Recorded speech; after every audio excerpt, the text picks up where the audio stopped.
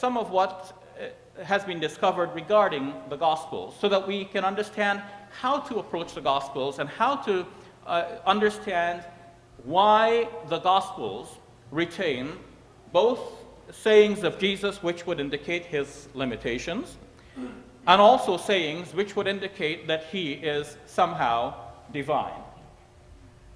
Let me then go to my slides. As the Gospels now appear in the Bible, this is the order, starting from your left to right, Matthew first, Mark, Luke, and then John. However, scholars generally today believe that Mark was the first of the four Gospels to be written. And hence, this would be roughly the order: Mark first, Matthew and Luke somewhere in between, and finally John. One of the scholars who has contributed to this conclusion, or rather has accepted the conclusion, and is undoubtedly a conservative scholar. Let me check with James. Is Richard Balcom a conservative scholar? Somewhere there. Is F.F. Bruce a conservative scholar? Oh, by the way, since he is a conservative scholar, I'd like to present to you New Testament history by F.F. Bruce. Thank you very much. You're welcome. One of my textbooks. Now, both Richard Balcom and F.F. Bruce hold to the idea that Mark was first and John last. Now, this is a very important conclusion, and we'll see where it heads. The dating I've given here for Mark's Gospel is 65 to 75, and that corresponds to the specific dating that has been given by Richard Balcom. Well, I said specific, but obviously it is a range because there is a certain amount of subjectivity involved in trying to determine the precise dates. According to F.F. Bruce, a few years earlier than this, because he said the middle of the middle 60s, and so it could be somewhere in close to that, but not to the 75 number. John's Gospel in the last decade of the first century, so anywhere from 90 to 100, and this seems to be what F.F. Bruce says repeatedly, that John wrote towards the close of the first century. Now, what else do these scholars tell us? So Matthew and Luke are somewhere in between, but it is important to notice also that the scholars believe that Mark was a source used by Matthew and Luke in the composition of their own Gospels. Now, that's natural. If somebody has written a Gospel, you're going to write another one. Why start from scratch? You use the existing document, and you write it according to the way you know the facts to be, or to bring out the message you would like to bring out. So Matthew and Luke did this. But, as noted by F.F. Bruce, Matthew and Luke sometimes made improvements to Mark's Gospel. Now, he didn't spell out what all of the improvements are, but the improvements are, I believe, very important, and we should take cognizance of what they are. For example, there are improvements which show that in Mark's Gospel, somebody addressed Jesus as Rabbi, such as in Mark chapter 9, verse 5, but then in Matthew's Gospel, in the same incident, you can compare them side by side. You go from Mark to Matthew, the same incident, the person referred to Jesus as Lord. So in Mark 9:5, Peter said to Jesus, "Rabbi, it is good for us to be here." In Matthew 17:4, Peter said to Jesus, "Lord, it is good for us to be here." So in the one gospel, he's called Rabbi, the earlier one. In the later gospel, he's called Lord. So there is a significant improvement here from a Christian point of view. Second, there are improvements in which we find in the later gospel that Jesus describes himself as Lord. For example, in Mark chapter 13, verse 35, "Therefore, keep awake, for you do not know when the master of the house will come." Compare that with Matthew chapter 24, verse 42. "Keep awake, therefore, for you do not know on what day your Lord is coming." When I mentioned this in Seattle a few years ago, James took issue regarding this. Actually, I hadn't mentioned it in Seattle. I mentioned it elsewhere, then James took issue with it during our Seattle debate. And following that, I wrote a rejoinder reaffirming that this difference actually does exist. Third, there are improvements in which the later gospel calls Jesus the Son of God. For example, Mark chapter 8, verse 29, Peter answered him, "You are the Messiah." But compare that with Matthew chapter 16, verse 16. Simon Peter answered, "You are the Messiah, Son of the living God." So the later gospel has inserted here, "Son of the living God," in Peter's speech, as it is admitted by many scholars who have worked on this. 4, there are improvements in which the later gospel suddenly calls God Father, or has Jesus call God Father. Mark chapter 3, verse 31, "Whoever does the will of God is my brother and sister and mother." Matthew chapter 12, verse 46 improves that by saying that Jesus said, "For whoever does the will of my Father in heaven is my brother and sister and mother." So it was God in the earlier gospel, was Father in the later gospel. 5, there are improvements so as to have people pray to Jesus.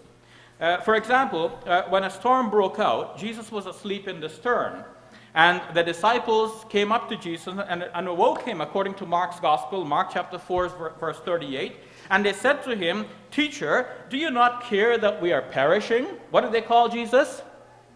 Teacher. Again, "Teacher, do you not care that we are perishing?" In Matthew chapter 8, verse 25, same incident, they approached Jesus and they said, "Lord, save us, we are perishing." What did they call him this time? Lord. It's the same incident, just the later gospel. The situation has been changed, or the wording has been changed. Then there are improvements to reduce Jesus' emphasis on one God.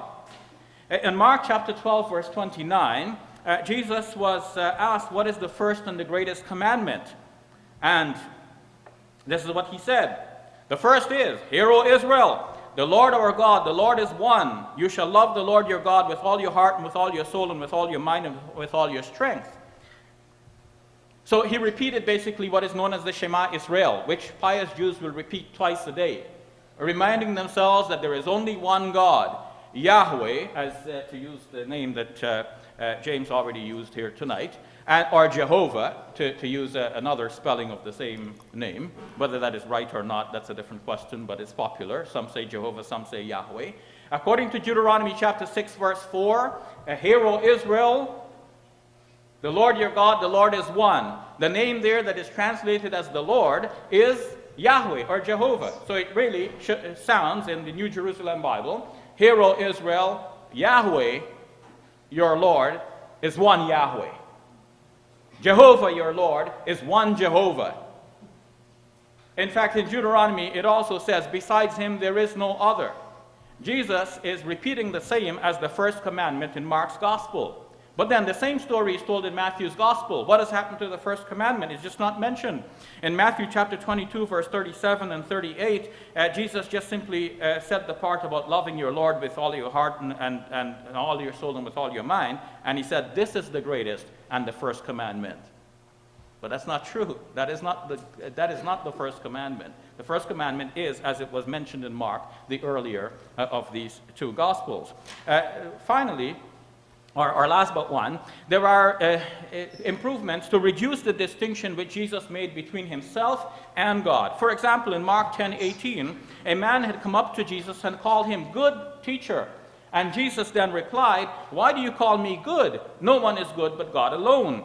But in Matthew 19:17, the same incident is there, and the man approached Jesus and asked him, what good deed must I do? I have to start over. See, in Mark's gospel, the man comes up to Jesus and says, "Good teacher." But in Matthew's gospel, the man comes up to Jesus and says, "Teacher, what good 3 deed?" minutes. So, whereas in Mark's gospel, he calls Jesus good, so then Jesus replies, "Why do you call me good?" In Matthew's gospel, he only asks about what is good, and so Jesus says, "Why do you ask me about what is good?" So Jesus does not repudiate the title in Matthew's gospel. According to James Dunn, Matthew here has modified not only the response, but in order to get the modified response, he also modified the man's question. Finally, there are improvements to cover the human limitations of Jesus. For example, in Mark's Gospel, chapter 11, verses 12 to 14, Jesus approached a fig tree thinking that he would find fruit on it, but when he did not find any fruit on it, he cursed the fig tree. Why didn't he find any fruit on it? Mark is very clear. Because it was not the season for figs. But then in Matthew's Gospel, chapter 21, verse 18, the situation is changed. Jesus is hungry. He sees the fig tree. He went to it. He found nothing to it but leaves. And he said to it, "May no fruit ever come from you again." The difference is that Matthew here has removed the mention that it was not the season for figs. This allows Christians to meditate on Matthew's statement and make that into a parable about good and bad and what happens to those who do not fulfill their functions. They get destroyed, just like this fig tree, because they do not do what they're supposed to do. But as Mark's gospel makes it plain, the reason there were no figs is because it was not the season for figs, and therefore it appears that Jesus here has made a mistake, and which is natural for a human being. Muslims would not have any difficulty accepting that such an error could occur. Finally, in the minute that I have remaining, when we go to John's Gospel, we see that in John's Gospel, the situation has improved even further. Now, we go apart from these three Gospels to John's Gospel, and we notice that now Jesus, suddenly, the whole thing is rewritten. So whereas, in fact, in Mark's Gospel, you will find, for example, that Jesus is praying in the Garden of Gethsemane, indicating that he has a will different from that of the Father, but nevertheless he submits his will. In John's Gospel, we're told that Jesus wouldn't pray like that.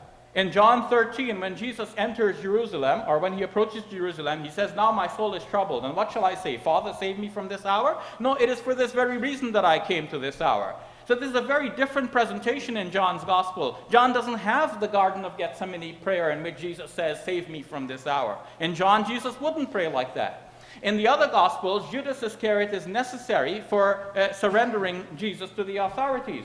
But in John's Gospel, John has Jesus handing himself over to the authorities. They do not dare arrest him, just his voice blows them over.